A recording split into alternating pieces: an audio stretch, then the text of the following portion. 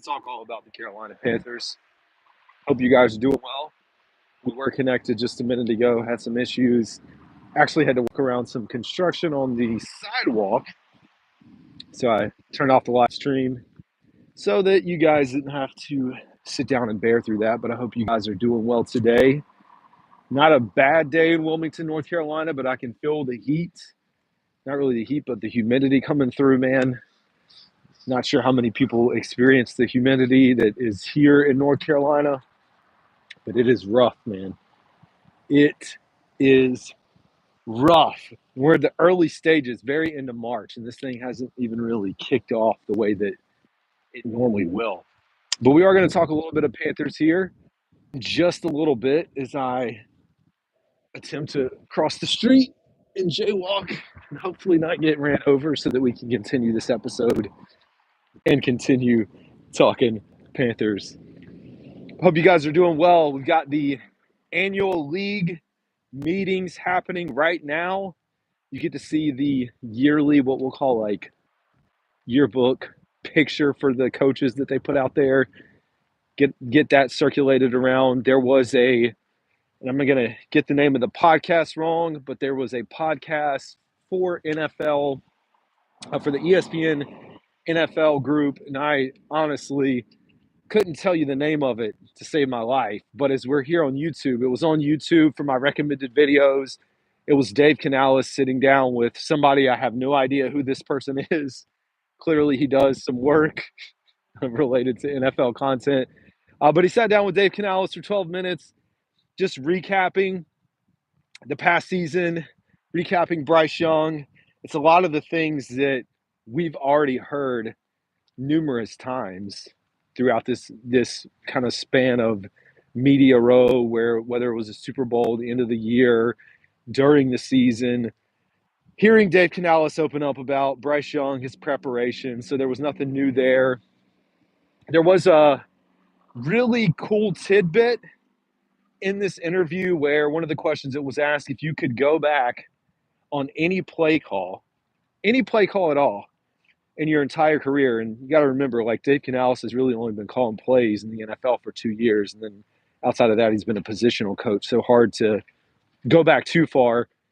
But they asked Dave Canales if he could go back to any play call and change it, whether it was changing the play, giving, players better option. He went back to the game against the Washington Commanders this year. Folks remember, Carolina traveled up to Washington, got destroyed. Game was not close at all. But in this, during the game, folks remember Andy Dalton's screenplay that turned into a pick six. Terrible. Everyone was upset, even post game. We did our breakdown. Fans were upset about it and all that good stuff. But Dave Canales said that was the play that he would want back. He said he did not set up Andy Dalton in a good situation. I think he referred to it as not giving him an option for man. And so Andy Dalton kind of just forced the ball.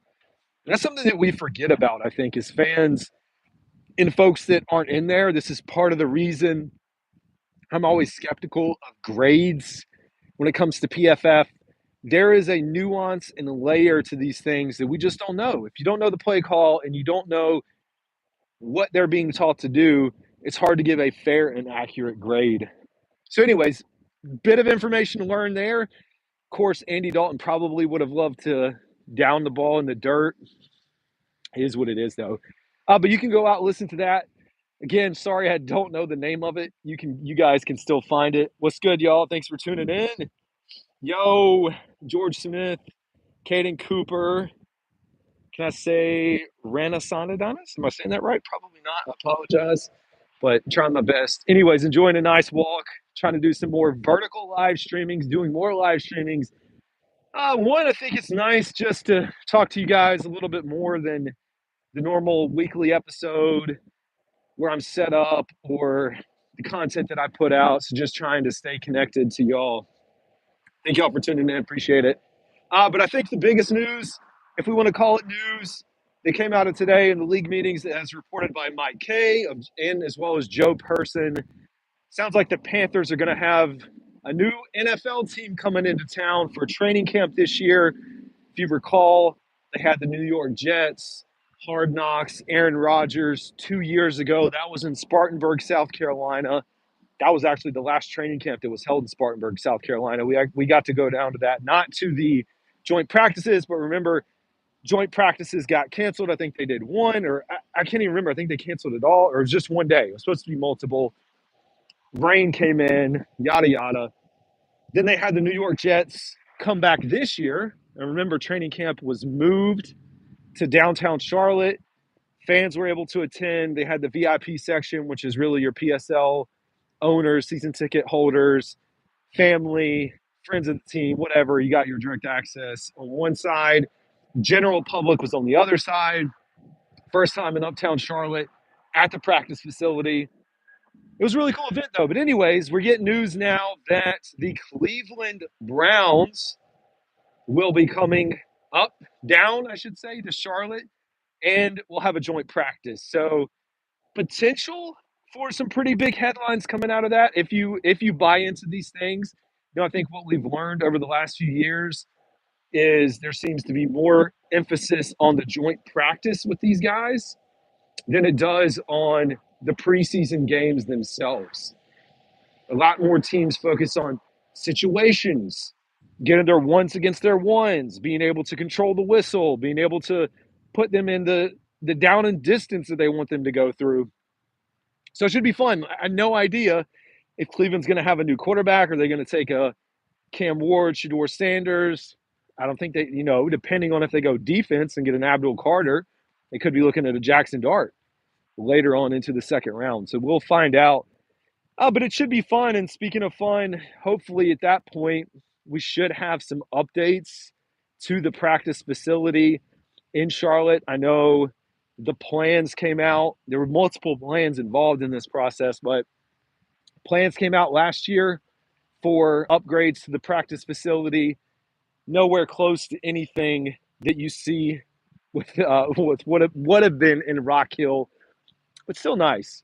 And so I don't know if those are going to be in. I'm staying close to the Charlotte Observer.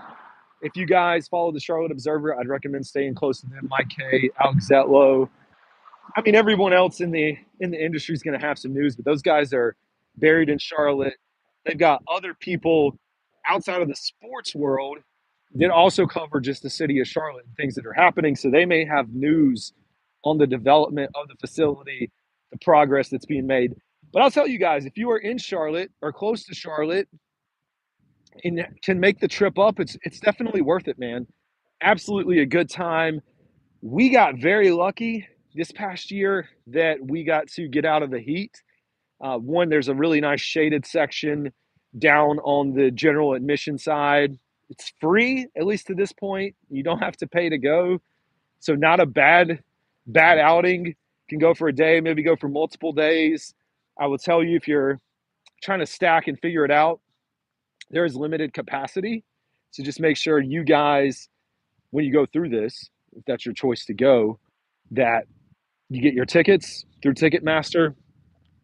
That way you make sure you get a spot. I think last year we bought multiple days, but we can only go for one day, and we drove down for the day and came back all the way from Wilmington, and so it wasn't bad at all. But anyways, we've got Caleb, hi. M-Dub, what's up? Soccer Edit says hi. What's up, y'all? Appreciate you guys tuning in. A lot of y'all may have already dropped off, which is also okay. But all the support you guys give the channel is much appreciated. But as we close it out, we will say this. This is a Panthers news update, but how about the Final Four, man? And all the number one seeds made it first time since '08. Really nice matchups. I still think Duke should be the favorite to win this thing. So if you are a Duke fan, you should feel excited. I know you got to get over 2 more games to go. But as a North Carolina fan, I hate to say it, Duke should be the favorite. But anyways, folks, that's going to do it for today. Appreciate y'all tuning in.